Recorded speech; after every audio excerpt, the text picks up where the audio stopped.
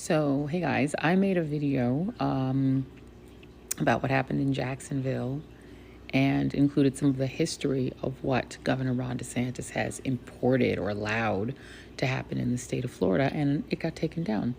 Now, I do have a little appeal going. We'll see how that goes. But I feel like Luis Torrio, who's one of my favorite people I follow on here, he kind of expressed my feelings better than I could. So I just want you guys to listen to what he had to say. Check it out. This morning I made a video about how there's a problem of systemic racism in the United States, and my video got taken down. I'm not gonna say I'm surprised. There's like a big movement in the United States of America to silence black voices. It's really kind of predictable when you think about it. They don't want us to be angry. You know what? Let me rephrase that. We can be angry about racism in this country. We just can't voice it too hard. We got to be moderate about it. They want to control how we act, how we react, and how angry we get. There is something very sinister about white supremacy in this place. It's like they know it's happening, but they want to moderate your reaction when you see horrible things. They are very worried about your freedom of speech. They don't like it. They don't like that we have these voices and that we're creating awareness against racism. And they come into my page and into my DMs saying how I am racist against white people, how I am this, how I am angry. But then you have situations like this, like what happened in Florida, right? I'm not even going to curse. I'm just going to try to get to the point because obviously I don't want the video taken down. And there's clearly an attack on the voices of black people in this app and in many other places. So I'm going to try to be like as soft as I can this one. But there really is a movement that wants to silence us. But you know what? You're worried on the wrong group because we're not the ones taking lives because of racism.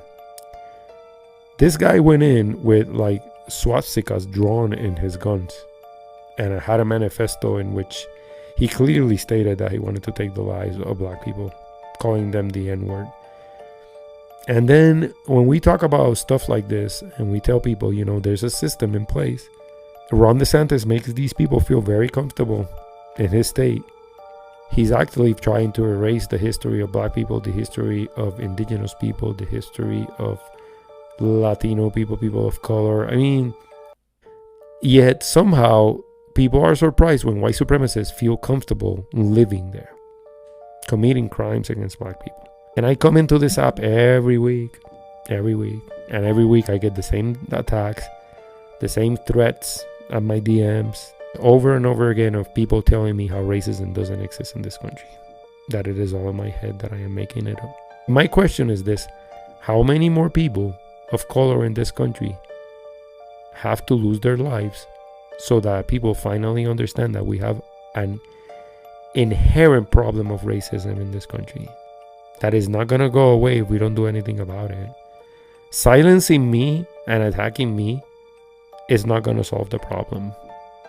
So you white supremacists out there, you know, I'm not going to stop, because I have people literally pulling me up on the street saying what you do is important and you have to keep doing it. There's times where I really want to quit because this will take a toll on anybody's brain. Seeing people that look like my father getting killed all the time, it's heartbreaking.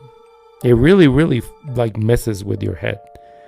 It affects you psychologically, and somehow we're supposed to be quiet and pretend that it's not happening. That's what white supremacy wants. And then there's other people who say they are not racist, who say they are allies. But then you're in a little computer somewhere in a room, clicking and taking our videos down and suppressing our voices. And you're really not helping the cause. We as people of color in the United States have a right to be angry because our grievances have never been addressed. With nothing, with no reparations, not even a conversation about it. Yet somehow we can't even voice our concerns in an aggressive way because we're immediately silenced. It's really disgusting. But you know, we'll keep fighting the good fight. Que tengan buen día. All I can say is, word. Do better apps.